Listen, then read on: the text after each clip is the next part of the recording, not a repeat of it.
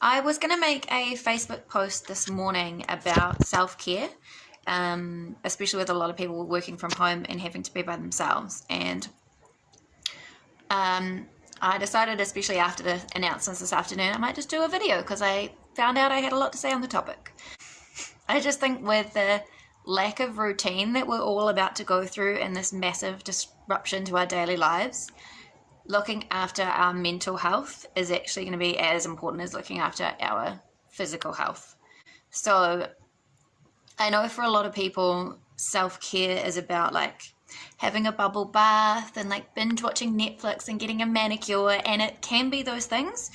For a lot of people, it is really important to have that time to just check out of their very busy life. But in mental health treatment, self-care is usually, I've looked up something about this and it's described as your ability to maintain the activities of daily living. So brushing your teeth, things like that. So what I'm about to talk about is self-care in that context. Not just for people who are already suffering from mental illness, but actually for all of us. So I've got 5 things and they are my list. First thing that I've got on my list for daily self-care is bathing. So that means having a shower or taking a bath every day, brushing your teeth every day. We've got to stay presentable to ourselves as much as we do the rest of the world. We don't just wash for other people, it should be for us.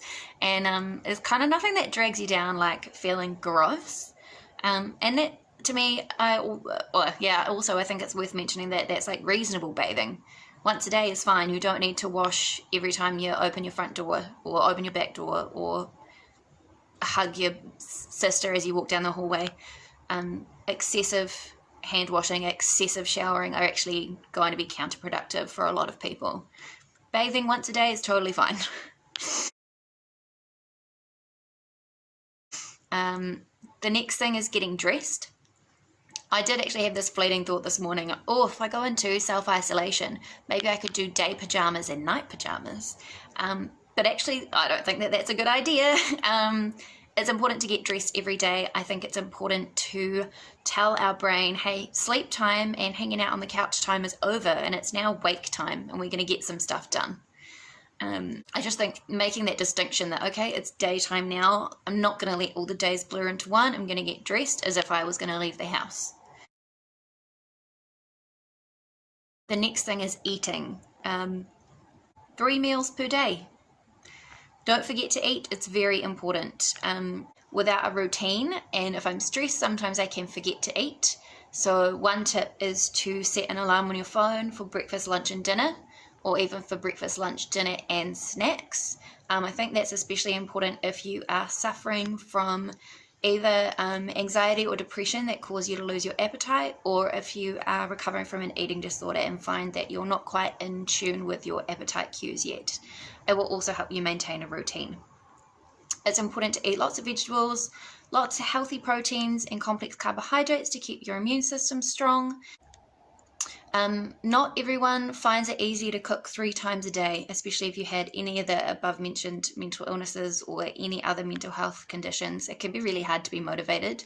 So I actually recommend it's okay to buy frozen meals when you do your supermarket shop. Like that, don't feel bad about that. Everything you eat doesn't have to be perfectly healthy all the time. It's more important that you eat than that you eat healthy.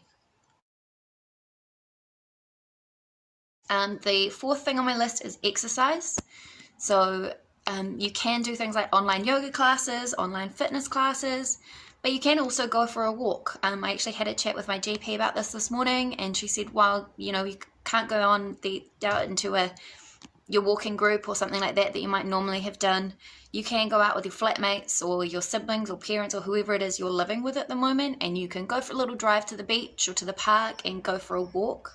That's totally fine, that's allowed, and it's encouraged. It's good to be out in nature, and it's good to move your body. And then the last thing on my list, number 5, is connect. Even though it might feel like the world is ending, it is not ending. We still have all our infrastructure in New Zealand and our essential services are still operating. We have electricity, we have water, we have sewage, and we have the internet. Now, not everyone in New Zealand has the internet. For some people, they are reliant on things like libraries, and I do encourage you, if you have friends or family who can't afford the internet, to find a way to help them. I have a friend who recently posted that you could use an old phone, buy a SIM card with some data on it and drop that in their letterbox for them. Or you can make an effort to give them a call on the phone as well. Now is a really good time to make sure you've got contact details for your friends and family, for your neighbours, and that they've got yours so that you can keep in touch when you can't contact each other physically. And if you don't have immediate friends and family that you can talk to, or if you have something that you don't feel comfortable talking about with your immediate friends and family, you can actually call the 24/7 counselling services that New Zealand offers on, I've got the number here, 1737, and they're available, trained counsellors 24/7 for you to talk to. All right, thank you so much, guys. Stay safe, and I hope this helped someone. Bye.